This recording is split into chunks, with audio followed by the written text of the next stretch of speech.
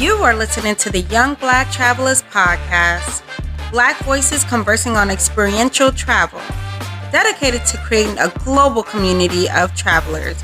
Be bold, be inspired, be spontaneous. We are YBT.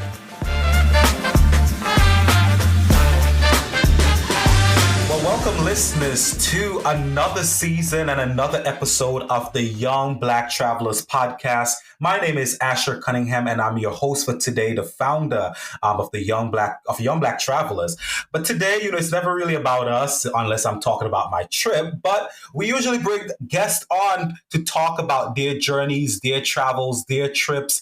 And today, we have a familiar face a familiar voice to many of you because, in our season 8, we're at a different level now. We got camera, visuals. So now you see a face to the voice. I'm going to have her reintroduce herself to all of you. Come on, Kelly, take it away. Hey, young Black travelers. It's Kellisia on the mic, on the camera this time. Everything. And I'm just so happy to be here. Ashley calls me Kelly because he's my friend. So my friends can call me Kelly, but you can call me Kellisia. Listen, I tell you, it's just like people call me Keyshawn, and the people never know. Like, they always ask me, why they call you Keyshawn? It's usually a whole other conversation. But, right. Those are names. Exactly. I'm from St. Vincent, so I get it. Always some shortening name, eh? Right? So name. Exactly. And sometimes you're like, how did these names even come to be, right? Mm-hmm. But Kellisia, Kelly, so since we last talked, you were on the episode. So for those of you who, have been listening to us for quite some time, or for our new listeners, Kelly was on the episode where we went to the Hamptons, and, that was a fun trip. So, we left tips for you. And if you're planning to, get a New York excursion, a New York trip, maybe the Hamptons is something you should think about. But since we last spoke, obviously Kelly has been all over this world. So, and a lot has happened. So, Kelly, just give our listeners an update on life on your end, and then we're going to tell them about maybe some trips that you've taken. So just some updates, some good ones. So since then, I was at the beginning of starting my firm. So my firm is like full-fledged. Yeah, I'm so excited. Come on, listen, that's a moment of applause. Congrats. What is the name of the firm? It's Hazelwood Lawrence, PLLC. Mm-hmm. I'm Kellisia Hazelwood, and my partner is Renesha Lawrence. And we are an all-around family law firm. So we do family immigration law, family and matrimonial law, and family estate planning. So wow. Every major milestone of the family, we got y'all. Listen, so if you guys need any legal representation at any point, and hopefully y'all won't need Kelly, right? But if you do, because, those are some dangerous grounds when you need an attorney like Kellisia, family issues, right? But if you do, just call Kelly. Kelly, drop how can they reach out to you on that end? So our phone number is 1-855-HAZE-LAW. That's 1-855-HAZELAW. You can also find us on Instagram, which is HAZELAW_PLLC. So, yeah. Wow. Kelly, congrats again. And listen, if you all need representation, reach out to Haze Law, reach out to Kelly. So other than, so you started a law firm. Obviously, you've been very busy doing that. But you've done some travels as well. What are some trips that you've taken, and what was your favorite? Okay, so since then, I've been to Key West. Actually, not Key. I went to Key West, but I went through the entire Florida Keys because it's just something I always wanted to do. Been to Miami. I didn't have my passport at that time, so I wanted to go somewhere that's like kind of like the Caribbean, but not. So I said, okay, let me go down to Florida Keys. So I went to Florida Keys, went to Miami. Then I went to Panama, which was, oh my goodness, amazing. Panama. Okay, tell them a little bit about Panama, because we went to Panama too. Drop some tidbits there about Panama. You were like a week after me. Panama is I can't even, like, Panama gives you mountains, it gives you jungle, it gives you the beach, like it gives you Yes, everything, right? everything. And it's just amazing. Like one of the beaches I went to is called San Blas, and it was beautiful. Like Oh my literally, God. I can see my entire self in that water. Oh, wow. Wow. Listen, we wanted to go to San Blas, but I think it was just so far, right? Or it It was a is. little bit further than Panama City. And so Mhm. some of the tips that, I think we talked about on our podcast episode about Panama is I mean, if you want the nightlife, all of that type of stuff, stay Mhm. in Panama City. Don't go anywhere else. But Right. do plan to go to other places like San Blas, and do plan to leave early, because I think when we were thinking about San Blas, it was kind of like, oh, we had to get up at 7 a.m. And I think all of us were like, nah, Earlier. Hmm. I'm Earlier. not doing that. I think we left at 7 or even 6:30. You see, so Yeah. just so this is, I guess, this is a tip for you, if you and you should do those things, right? So knowing in advance is better than going there and learning it, because I think that's why we actually didn't do it, because I think all of us were kind of like, nah, I don't want to be up at, as you said earlier, 6 a.m. to get to some place for 7. Right.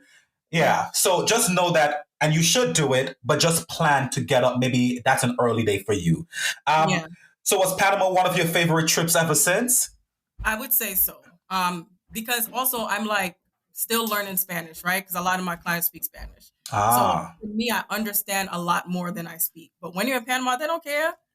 They do not care. I went to McDonald's. They start talking to me in Spanish, and you gotta you gotta Pick it become it. up. I mean, you can't Google. You gotta just like start going. So I really appreciated that. I really appreciated it. But yes, I do. I think I would go back to Panama. Wow. The Wow. opportunity presents itself. So that's good. So listen, Kelly, we talked about it on our podcast.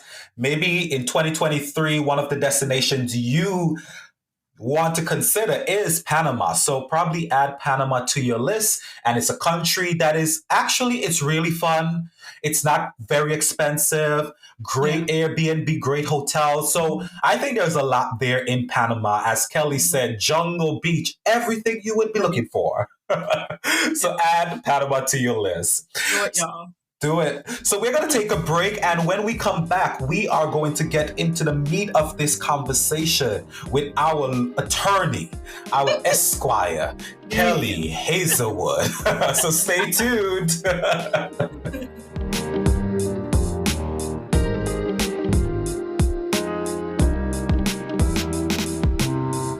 All right. So thank you all.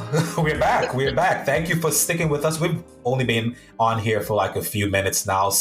But we're getting to the meat of this conversation, and we're here with Kelly. Again, we know Kelly's gone to many places after we last spoke, but Kelly is here to talk to us about Ghana. And, on our podcast, we want to enlighten our listeners about Africa. A lot of times it's easy for us to track down people to talk about, places in Europe, places in South America. Asia is a hot, trending, easy place to get to from the US. But a lot of times what we've found, on our social media, it's hard to find people to talk about Africa.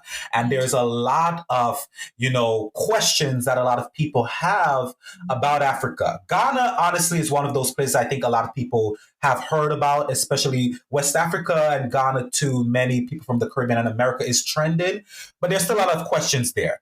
So Kelly's here to help us think through that a little. So Kelly, why did you decide to go to Ghana, and now twice within a few months? So I always tell people I didn't choose Ghana. Ghana chose me. How? So it's all started back in 2011, I think, or 2012. My professor, when I was getting my master's, my professor did a study abroad to Ghana, and I went. And I'm telling you, as soon as that aircraft landed, like I started crying. I'm like, oh my gosh, I can't believe I'm in Africa. And I step outside and I'm like, oh my gosh, I feel my ancestors crying out to me. Ooh, what an experience. It's just something about the land. Something about the land, something about being there, something about the people. And I do believe like my ancestors are from Ghana, because that connection that I have with the country is just like surreal. So I've decided, I went when I was doing my master's in divinity. And then after that, I was like, there are a whole bunch of people here, trying to do missions work, trying to set up nonprofit organizations, trying to save the country. I need to make money. I already saw that this is going to be a place where, like, in the next 10, 20 years, is going to develop very rapidly just by looking around at the people. And I saw that the people were more developed than the country. Wow. And at the rate that they're going, I'm like, the country has to follow. So I said, how can I make money here?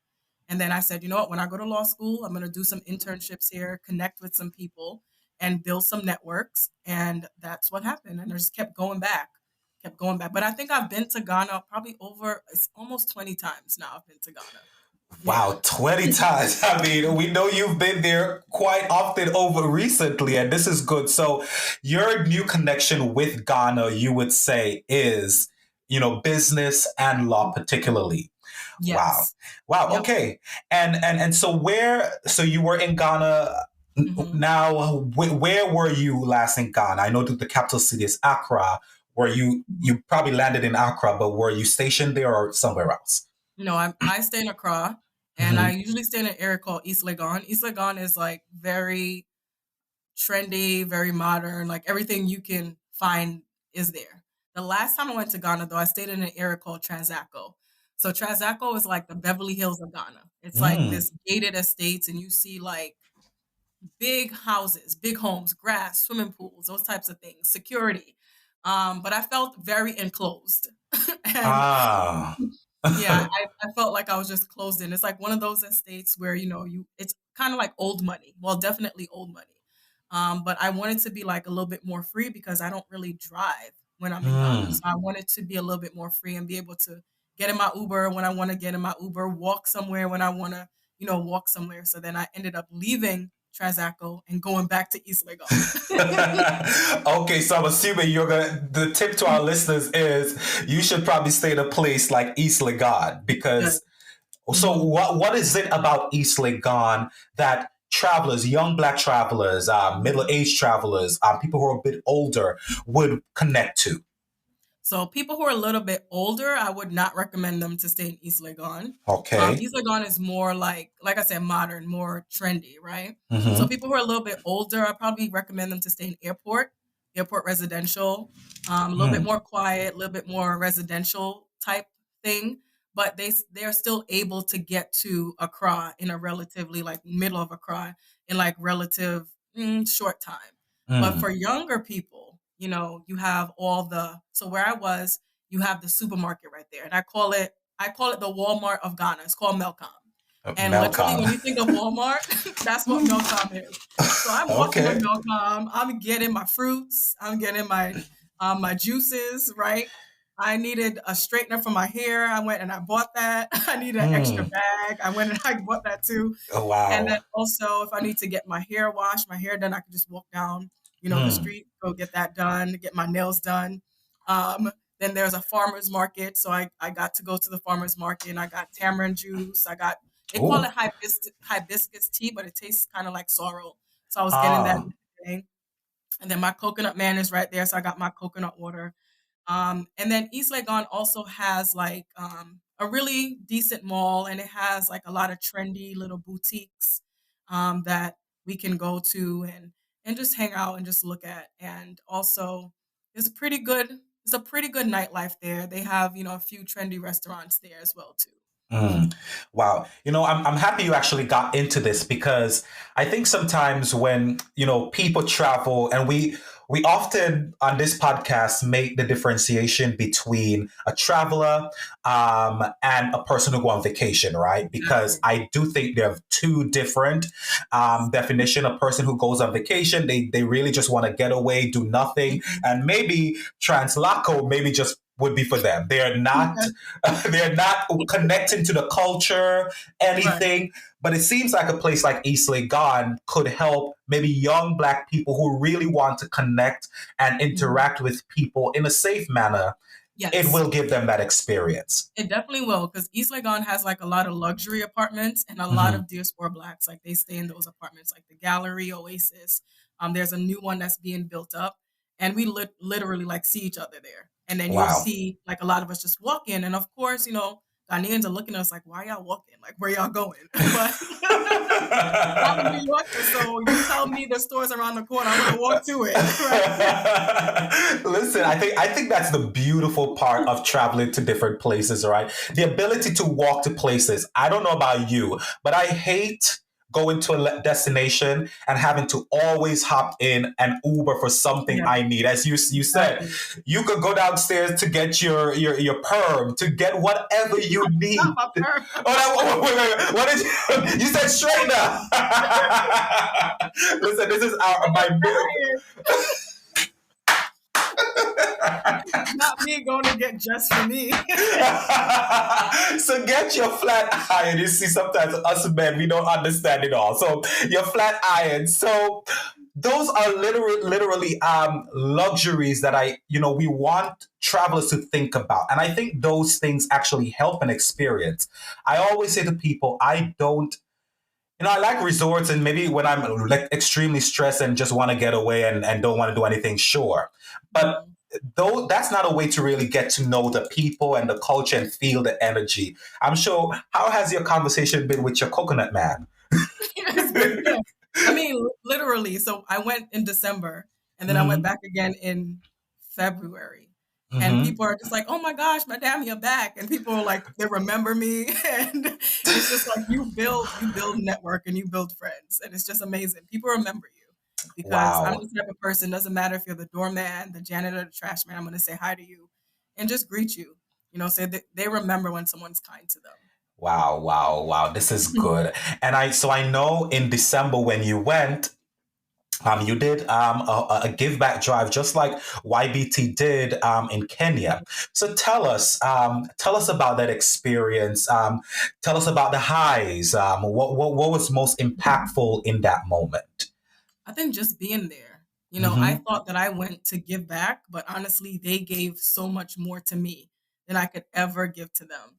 And Wow. here I have like 19 children and their mom around me and they're praying for me, praying for me, praying for my business, praying for my partner. And I'm just like boo-hooing because I'm like, oh my gosh, because their prayers are just like so impactful. And it's just something about people from the motherland praying for you. It just hits a little differently, because the struggle there is different than Hmm. what we experience here. So to go there and give to them and for them to speak into my future and speak life into what I'm doing, it meant so much to me. Wow. Wow. Wow. And so other than so let me say this. Kelly's experience is literally a mirror of Tanzania or Kenya, actually. I mean, the prayers, I just remember when they started to pray. I'm standing there and I'm Mm, like, oh God, wow, these people exactly. are really good. And you feel something, right? You feel it Yeah. moving, and just their knowledge Mhm. of scripture and their Yeah. command. Oh my gosh. I said, Jesus, this is real. This is powerful. So Yeah.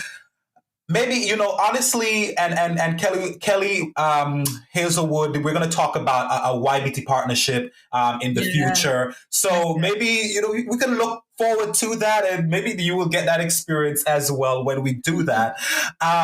But so how did they receive your gifts? So when you guys were giving them the toys, whatever you give them, like tell us about their expressions and all of that. So we had a Ford F-150 and we had that Hmm. filled with things. So when we were bringing it in, the mom of the house, she was like, wow, this is amazing. And that's all I wanted to hear. Because Hmm. if my name is something, if I'm doing something, it has to be above and beyond. Hmm. And like her just saying that, it just meant everything. And I saw the children, they were excited. But I think what really touched them is that because it was Christmas time, it was important for me to Hmm. give them individual gifts. Hmm. So me and my little sister, we made gift boxes and we put different things in them and we presented it to them. And I actually found out that on Christmas, they actually represented it to each other again. Oh. So that shows me that they didn't really have anything for Christmas. And that was special to them. So it made me feel like, okay, great. Just to see their smiles. And a lot of the things, I didn't know what to get them. I did not Wow. know. I asked my friend for, a list of how many boys, how many girls, their ages. I didn't know what to get them. It was really Holy Spirit led. Like Mm-hmm. I picked up a soccer ball and it was Chelsea, and I picked it up because I liked it. And then the mom of the house was telling me like one of the guys, he loves Chelsea so much and he wanted a soccer ball so badly. And I'm Wow. just like, yeah. So I just like just let God lead me on what to get them. But I was happy to get them something individually. Wow. And I think that is a powerful point, right? Because I think a lot of times when, people give gifts or give back, sometimes people are thinking from the vein of, I don't want this, I am going to give it. And I think we Mhm. got to be very careful in Right. that approach, right? Because these people are human, and that may be true. Maybe something I don't wear may be very useful, because sometimes we do have things in our closets that probably maybe new, lightly worn, that could be very useful. But literally just go to the supermarket or store and just pick up things that you would literally want and Exactly. re-gift those. So Exactly. think about it that way, Yeah, because that's what Kelly exactly. did. Yep, that's exactly what I did. Wow, wow. Okay, so that was the gift back in December. A great time in Ghana. By the way, did you get to enjoy some? I know Christmas in Ghana and December in Ghana is a high time. Mhm. Everybody go there. I see I the think SEMA. Afro Nation is Mhm. what happens. Did you get Yes. to actually indulge in that any at all? No, I left before all that happened, but I will indulge in it this year. Yeah, but Okay. I left before it happened. So stay tuned, listeners, because we listen again. Kelly and I, we're going to talk a little bit more about it, and so we may have something for you to join in on. So Christmas in December could be a joint venture between Hazelwood, Yeah, and Lawrence and YBT. So stay tuned. right. Stay tuned. So you talked about Uber in Ghana. Mhm. So Uber is a thing. It is a thing. And Uh, Bolt is a thing, that's their thing. what is it? Bolt? Mhm, and I think the other one is like Yango or something like that.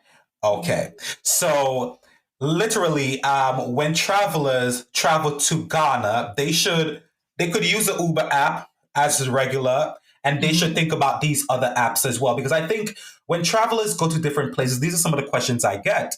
Like, can I use Uber? And sometimes maybe even in their head, they're thinking of Africa, because people have these thoughts of Africa. Africa Mhm. is so backwards that Uber is not there. It's So definitely Uber is there, Bolt and Yango.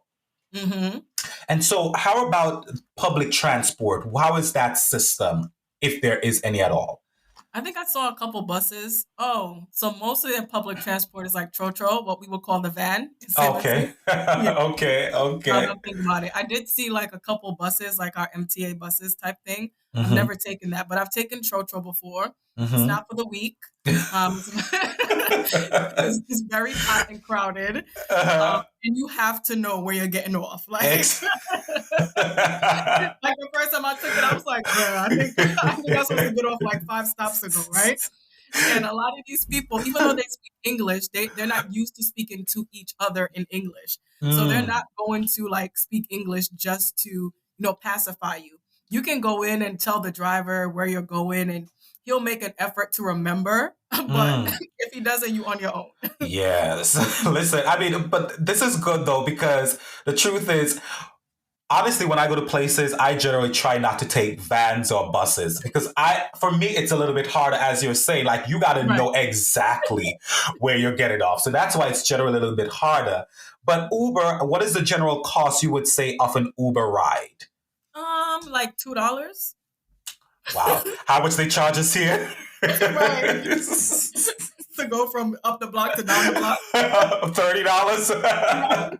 So listen, y'all could Uber your way in Ghana and you'll be okay. Right. So do Uber and just think of the other apps Kelly said, Bolt and Yango. Yango. I Okay. will say that I have my Uber hooked up to my card, Mm-hmm. and it's harder to find a driver that way. So you can hook up Uber to cash, right? Oh, So yeah. will So you they'll be? still give you like the same price, but then you pay the driver in cash, which I Oh, I did do. Maybe next time I'll do it because I realized that it's harder to find a driver when it's hooked up to the car. Like for example, early in the morning, the Uber driver, he was like, "Are you paying with card?" I said, "Yeah." He's like, "Oh, I don't have no gas. I need cash." I'm like, "What you want me to do about that? You accepted the ride." Like, Wow. So he told me to cancel right. I was like, absolutely not, because they're gonna charge me. You cancel it. so Oh, so he okay. paid for it. That's a good tip. So you would say Ghana is very cash based. It is. It is. They have, the system where you can use Visa and all of that. Sometimes it doesn't work. Like I Mm-hmm. remember going even to the mall, I went to this store and I used two of my Visa cards and it didn't work. So then I had to end up going to the ATM to get some cash. So cash is easier, but they do have the online system. And sometimes the system is down, so Mm. you can't pay with the card. So you just have some cash on hand. Wow. Listen, hopefully you guys are getting a lot of tidbits from this podcast because the truth is, if you are thinking about Ghana, which I know many Americans are, these are things that will be very helpful because, when we think of a place like Kenya, very card centralized, like you use cards everywhere. And like Tanzania, cash. Right across the border, right? So Ghana is very much like a Tanzania. So just be prepared to bring some cash when you go to the airport. Before you get to the airport, go to the bank so you can save some money rather than taking it out at the airport. And so, what are some must-sees that you would say that our listeners should probably go to when they're in Ghana?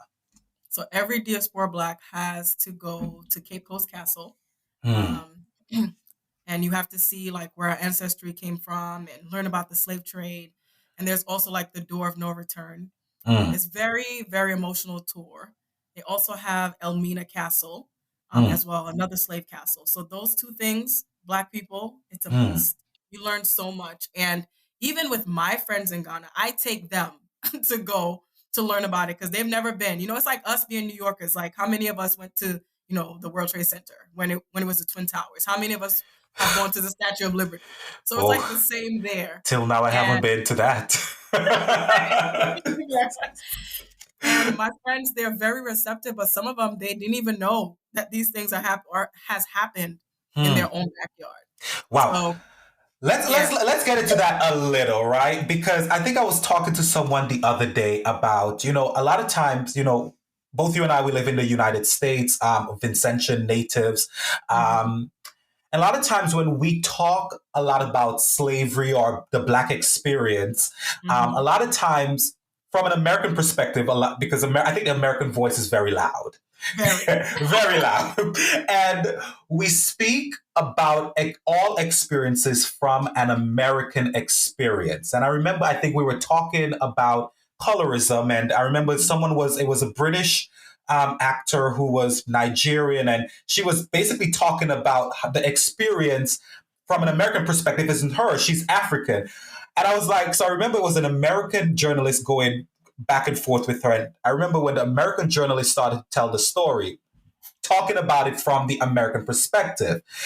But when you say that they didn't even know, some of your friends didn't even know what was happening, could you just tell us a little bit about maybe how, as Black people globally, right? Maybe we could have a unified voice so we all can understand each of our experiences very differently and especially Americans, because we usually go into this thing with everyone's experience is the same when it Right. is not. It is not. Talk a little bit And about that. I just want to like preface it. Remember, I've been going to Ghana since 2011, so it's a little bit different now. Like you said, with this, with social media, Black Lives Matter, and all those movements. But I Mm-hmm. remember like going to Ghana, let's say 2013, 2014, taking my friends to Cape Coast Castle, and they're like, "Oh my goodness, I didn't even know it was this bad." So I guess they learned a little bit about it in school, but not in depth. Mm-hmm. And I mean, I understand, right? They're in a country where it's all Black. They see Mm-hmm. Black people on their billboard. They see Black people on their money. So this is Yeah. not really their current struggle or even their past struggle. Yes, Yeah. there is colorism in Ghana. Yes, there is social hierarchy based on income and all that stuff. But as far as like the slave trade, it's not something that they actually feel the effects of. Mm. So it made sense that they didn't know a lot about it. But when they did learn, at least my friends, they were very, very sympathetic, very compassionate, and they wanted to know more. And I Mm. think that enabled them to understand. They're like, oh, that's why you guys are like that in America. Hmm. That's what one person said. They Wow. understood a little bit better. Like, oh, so this is what happened. because it's very strange to anyone in Africa when they see a black person, and that black person cannot trace his or her roots. They keep Yes. asking you, so where are you from? Right? Like, it's so strange to them. So what part of Africa are you from? Like, what tribe are you from? And you just tell them, like, I remember like one of my Black American friends, when we went to visit Kenya, she was like, I'm Black American. And it was like, what does that mean? She was like, well, my grandparents, my great grandparents. And then the person was like, well, how did they get there? And it was like this old lady. And then we literally had to teach her the slave trade. And she was like 80 something, and she's crying because she never knew. And she just like Yeah. started apologizing. So for them, it's strange because you're Black. So you have to be somewhere from Africa, you know? Yeah. Yeah. They're not thinking you were sold. Exactly. And it's probably very helpful for us as travelers when we go to countries, particularly in Africa, or predominantly Black countries, or countries where Black people have a large presence, the Caribbean, Brazil, to be very mindful of how we have these conversations, because as I said before, the American voice is usually very loud, and we get, honestly, the American experience was a horrible experience. Actually, a lot of the experience that happened on this side of the world was very bad. But every country that there's a huge Black presence is very different. And I think you hit the nail on the head when you said, people don't know. And so as travelers, we have to be very mindful, because probably sometimes some of our roles are to educate, like you have. And we got to be careful in how we have those conversations, and not treat those conversations as, well, you should know this. Exactly. They won't know it because it wasn't their experience. But your role as a traveler is to inform them and help them to understand your experience. Yeah. So that was interesting. Listen, that could be a whole podcast in itself. Yes. But hopefully you guys learn a little bit from that. But what would you say, aside from that, what are some norms, maybe some cultural norms that you think our listeners should know about when they visit Ghana? There's a high respect for elders, right? If they respect their elders. So like if you see an elder, or if you're in a home, you walk in a home and you see an elder, you have to greet them. And it's not just like, hey, it's like you have to go to that person, acknowledge them, shake their hand, and hello, how are you doing? You know. So it's a very high respect for that. There's also, I've seen there's a high respect for like social classes. So like someone that may have more money, you have to treat them a certain way. And I could talk about a little bit about my experience with that, but it's okay. So like those are the two main things that really, and family, like they're really big on family.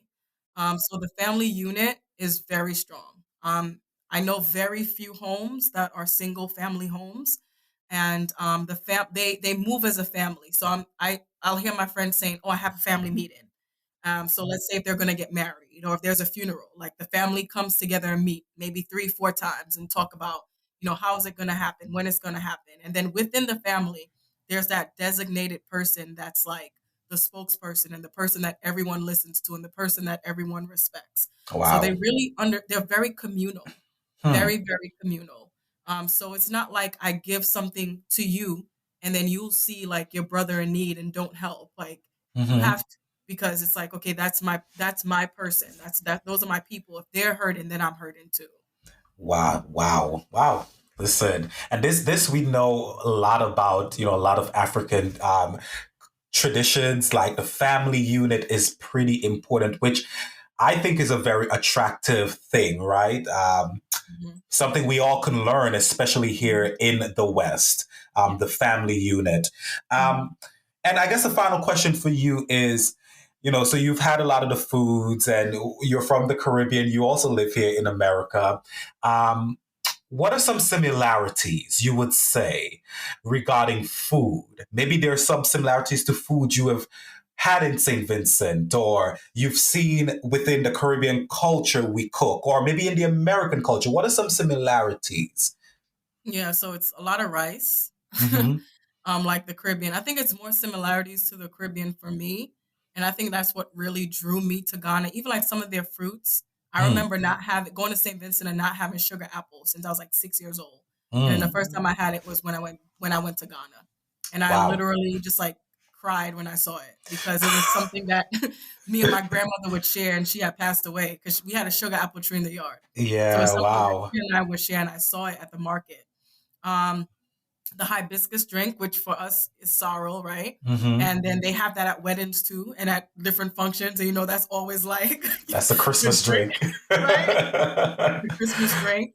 And it's very so they make um I guess I'll call it food out of cassava, right? Okay. Yeah.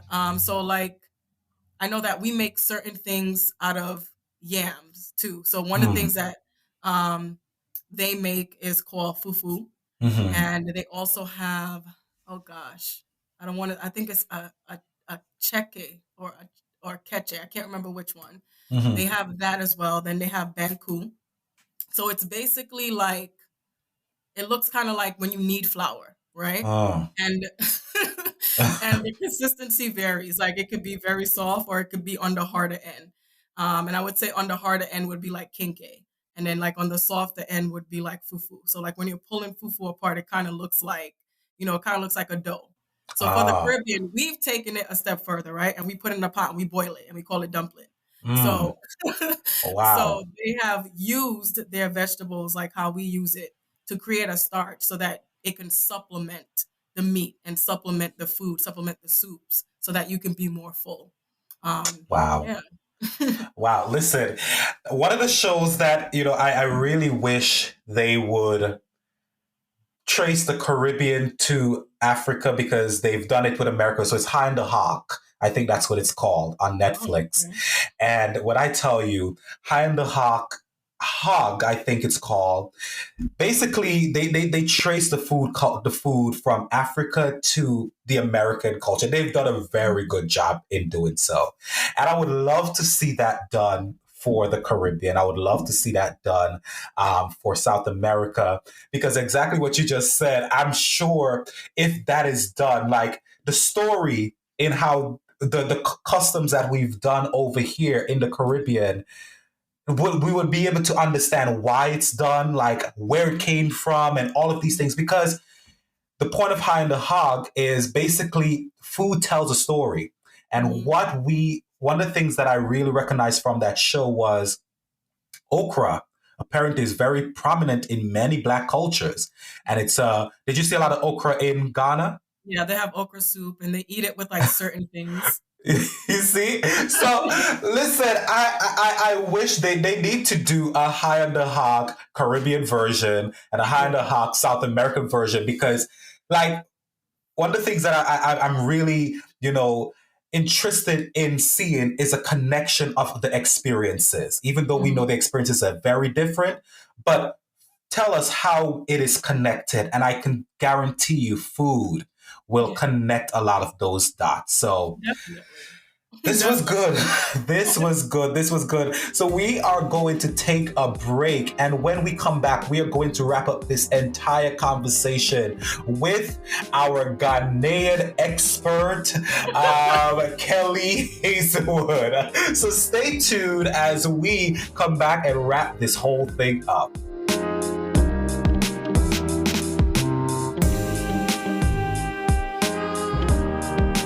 So welcome back. Welcome back to the Young Black Travelers podcast. You have stuck with us all through this conversation. And again, we have our Esquire, our attorney. She mentioned earlier in the podcast that she recently started a law firm. So listen, if you know anyone who is looking for representation, particularly within the realm of family law, you can reach out to Hazelwood and Lawrence Law Firm. And Kelly, give them the number one more time. Sure. It's 1-855 Hayes Law. That's 1-855 HAZELAW. Got you. And by the way, so during the break, Kelly informed me or let me know that she has a Ghanaian name. Yes. I'm going to give you a moment to guess what you think it is. It's probably not going to be that easy to get. 5, 4, 3, 2, 1. Listen, the name that Kelly, her Ghanaian name is Accussia. That's right. Accussia, Kellisia Accussia Hazelwood.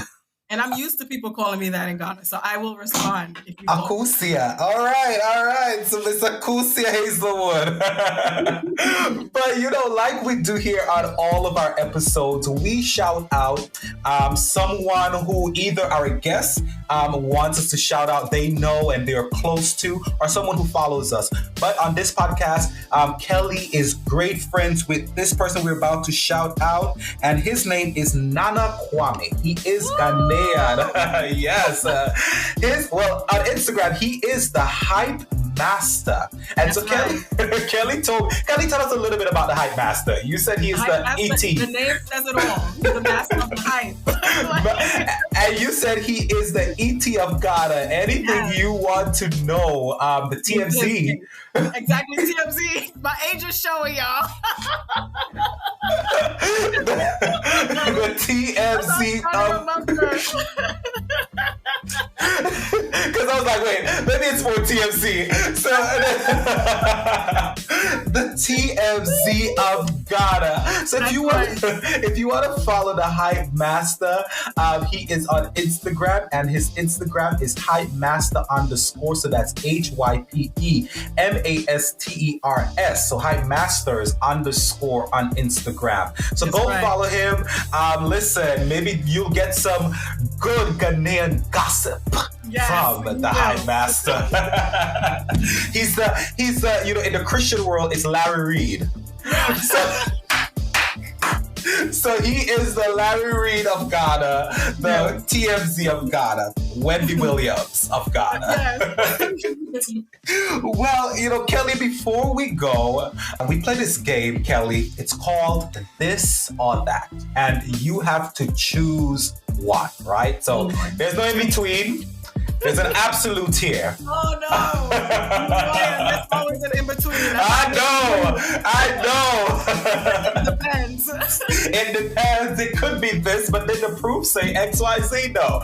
So let's make some decisions here, right? On your end, and these are your opinions. Sometimes it's hard for me. I'll tell you that when we play this game. So the first question is this or that. Ghana or Kenya? That's easy, Ghana.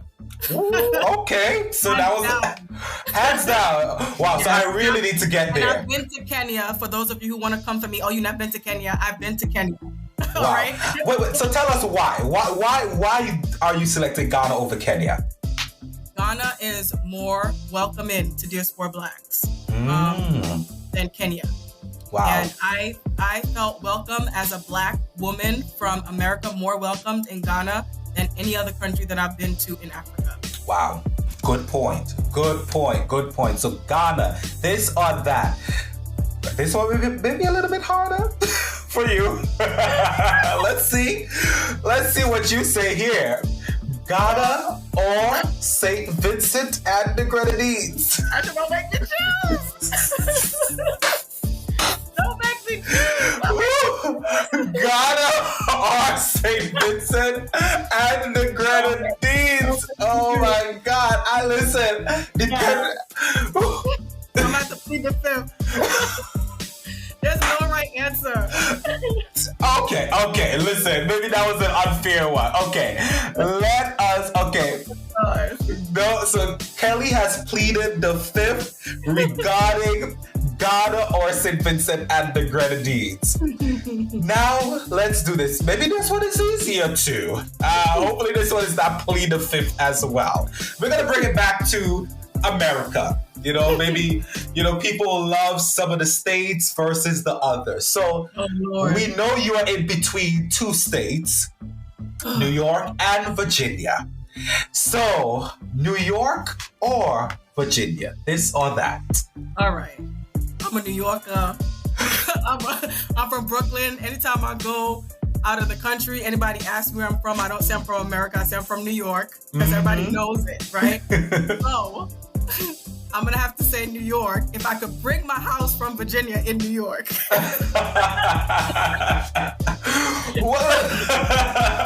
Listen, that is true, because listen, tell our listeners, maybe because people listening to us from around the world, and people don't understand how expensive New York is, but also when you live in New York City, what you get versus going somewhere else. Just tell them, enlighten them about that. Yeah, very, very expensive. And like the square footage is just ridiculous. A closet in New York is a bedroom, and a bedroom is a closet in Virginia. So, and it's cheaper. It's just cheaper. It's cheaper, but listen, New York is it where you want to have a good time, just things to do. New York. So that's why Kelly said. And make money. New York. New York. All right, concrete jungle. That's right. New York all day. All day. That's right. And so, before we go, one more question for you, Kelly. And I know you hinted at it earlier on about the nightlife in Ghana. Just tell us a little bit. We have a young crowd. Maybe they want to go out. They want to have a good time. Maybe what are some spots they should hit up when they are in Ghana? Sure. So Garage Ghana, Sky Bar, Kozo, Shades, Plus 233, the District 24 is what it's called.